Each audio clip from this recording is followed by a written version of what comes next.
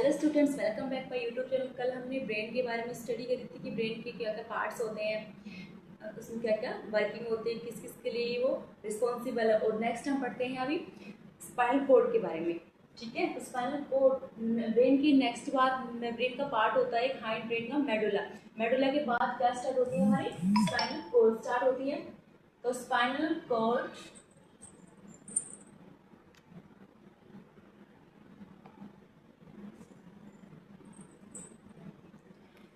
Spinal cord क्या होती है, ये एक long thin tube like structure होती है जो किसका पार्ट होती है, वो एक सीएनएस का पार्ट होती है। It start from medulla oblongata. मैंने आपको पहले बताया कि किसका पार्ट होता है, ये मेडुला ऑब्लोंगेटा का पार्ट होता है। जिस तरीके से जो हमारा ब्रेन को स्कल जो है, हमारी खोपड़ी है, वो प्रोटेक्ट करती है, उसी तरीके से जो हमारी स्पाइनल कोड को जो वर्टिब्रा होती है, उसको वर्टिब्रा प्रोटेक्ट करती है। ठीक है,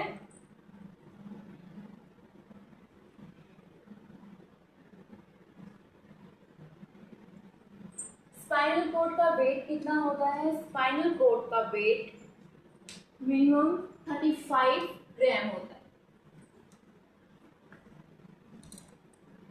35 ग्राम होता है। इसकी लेंथ मेल और फीमेल में अलग अलग होती है।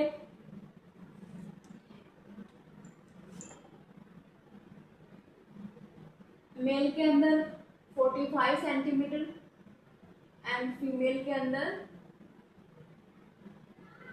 43 के आसपास होती है, 43 सेंटीमीटर होती है। इसके अंदर एक कॉलम बोन होती है, उसको क्या कहते हैं हम? स्पाइनल कोड कहते हैं, जिसके थ्रू जो हमारी इसके अंदर एक कॉलम बोन होती है। कॉलम बोन क्या होती है? वर्टिब्रा। उसको हम वर्टिब्रा कहते हैं। कॉलम बोन को क्या कहते हैं? वर्टिब्रा कहते हैं। वर्टिब्रा क्या होती है? जो हमारी जो स्पाइनल कोड है, हमारी जो रीढ़ की हड्डी है, उसको प्रोटेक्ट करती है, उसको हम क्या कहते हैं? वर्टिब्रा कहते हैं।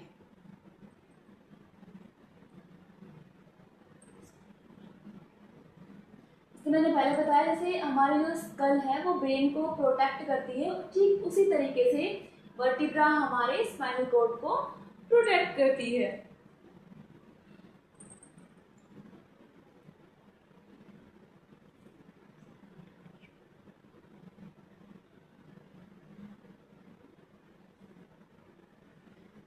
और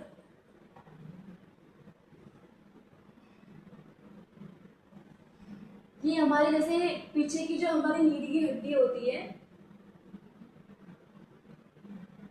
इसमें इस तरीके से कितने होते हैं? 33 के आसपास होते हैं। तो इन दोनों के बीच ये कनेक्टिव टिश्यू के द्वारा क्या होते हैं, किस कनेक्टिव टिश्यू के थ्रू मतलब जॉइंट होते हैं। मतलब इसके अंदर क्या होता है? कनेक्टिव टिश्यू के द्वारा एक दूसरे से कनेक्ट होते हैं।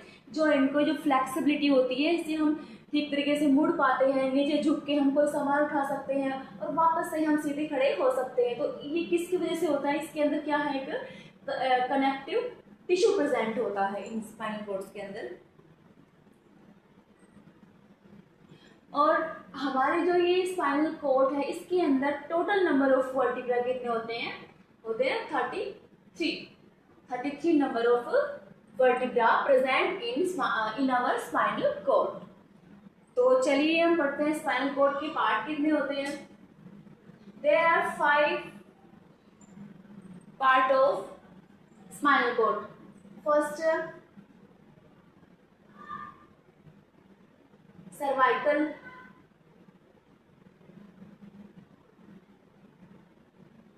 थोरेसिक,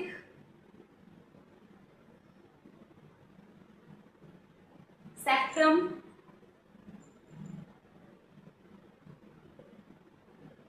लंबर और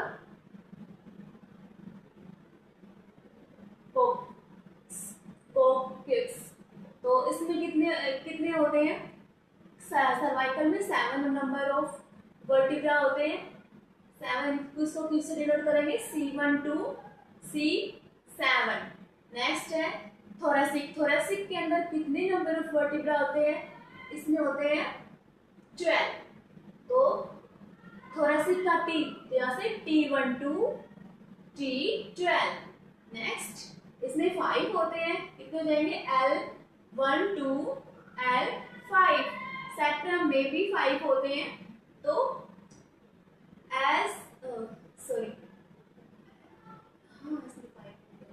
तो S12 S5। और कोक्सी में कितने होते हैं? कोक्सी में होते हैं, वैसे कोक्सी में नहीं होता, ठीक है, ये क्या होती है? फ्यूज होती है, मतलब एक दूसरे के साथ में। इनकी वैसे मेनली 4 होते हैं, पर ये शो ऑफ नहीं होते, ये हमारे ठीक से दिख पाते हैं। ये जो पॉकेट्स है ये ठीक से नहीं दिख पाते, एक दूसरे के अंदर इतने फ्यूज होते हैं, एक दूसरे के अंदर इतने कनेक्ट होते हैं कि ठीक से काउंटेबल ये नहीं होते, तो इसको हम फ्यूज लिख सकते हैं। वैसे हम मेनली जैसे स्टडी करेंगे तो उसमें ये काउंटेबल होते हैं, कितने हैं? 4 part of coccyx in vertebra, नहीं इन अ स्पाइनल कॉर्ड।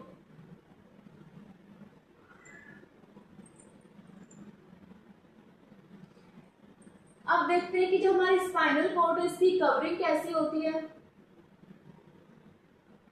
कवरिंग मैंने आपको बताया, तीसरी बार बता रही हूँ कि जैसे हमारी जो स्कल है वो हमारे ब्रेन को प्रोटेक्ट करती है, ठीक वैसे ही जो हमारी वर्टिब्रा होती है वो हमारी स्पाइनल कॉर्ड को कवर करके रखती है। किसके थ्रू? जिस तरीके से हमारा ब्रेन है वो 3 लेयर्स के द्वारा क्या होता है? प्रोटेक्ट होता है, वैसे ही हमारा जो स्पाइनल कॉर्ड है वो भी 3 लेयर्स के द्वारा क्या होती है? प्रोटेक्ट होती है। मैंने आपको कल ही पढ़ा था, कौन कौन सी है वे? फर्स्ट हमारी ड्यूरा मैटर,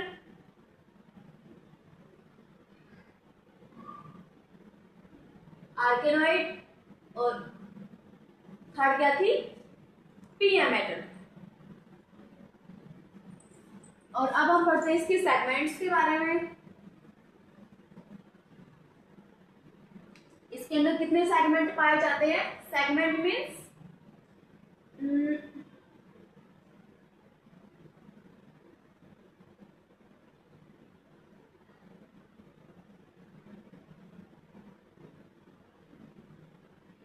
कुछ इस तरीके से हमारी रीढ़ की हड्डी होती है, ये वाले सेगमेंट, इसके बीच की जो जगह होती है इनको सेगमेंट बोलते हैं। इनकी टोटल जो नंबर होते हैं कितने होते हैं? 31 होते हैं, 31 के आसपास होते हैं, ठीक है।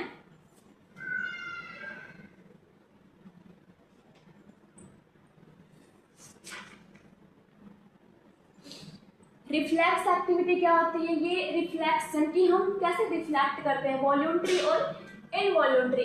वॉल्यूंटरी का मतलब होता है जो हमारी इच्छा के अनुसार होता है, ऐच्छिक होती है, और इनवॉल्यूंटरी क्या होता है? हमारी अनिच्छा, जो हमारी इच्छा के विपरीत होता है, मतलब हमारी इच्छा से नहीं हो। जैसे कि हम कहीं दिया जला के या किसी मोमबत्ती पे अपना हाथ लगाते हैं, ठीक है, जैसे हम हाथ लगाते हैं किसी कैंडल पे, मैंने हाथ लगाया ऐसे, तो वो जलती हुई कैंडल है, हम उस पर हाथ लगाएंगे तो मतलब हमें ये कैसे पता है कि ये जो हमारे हाथ है वो जल रहा है, हमें दर्द हो रहा है। हमारा हाथ जलेगा तो हमारी मांसपेशियां सीधे किसके थ्रू जाएंगी? वो हमारी हाथ से होती हुई कहाँ जाएंगी? हमारी जो स्पाइनल कॉर्ड है पीछे से, उसके थ्रू, स्पाइनल कॉर्ड के थ्रू कहाँ जाती है? हमारे ब्रेन में जाती है। तो ब्रेन उनको क्या करता है? उनको ऑर्डर देता है कि अब आपका हाथ जल रहा है, आपको दर्द हो रहा है, तो डायरेक्ट वो रिफ्लेक्ट होके हमारी जो मांसपेशियां होती हैं, हमारी नर्व्स होती हैं, वो वापस आती हैं हाथ की मांसपेशियों के पास में, तो फिर जो हमारा हाथ है वहां से हटा लिया जाता है। तो इतनी तेज गति से ये काम करती है, ठीक है। तो वॉल्यूंटरी और इनवॉल्यूंटरी हमारी 2 टाइप्स की क्या होती है। तो रिफ्लेक्स एक्टिविटी हमने पढ़ लिया, रिफ्लेक्ट करना, ठीक है। इसके कुछ पार्ट होते हैं, क्रेनियल और स्पाइनल। क्रेनियल का क्या होता है? जो हमारी ब्रेन के द्वारा प्रोड्यूस किए जाते हैं, और जो स्पाइनल कॉर्ड रिफ्लेक्ट एक्टिविटी क्या होती है? जो हमारे स्पाइनल कॉर्ड के द्वारा प्रोड्यूस की जाती है। तो ये था हमारा स्पाइनल कॉर्ड पे एक छोटा सा टॉपिक। तो मिलते हैं नेक्स्ट वीडियो में। आई होप आपको ये वीडियो पसंद आई होगी, तो लाइक और सब्सक्राइब करिए।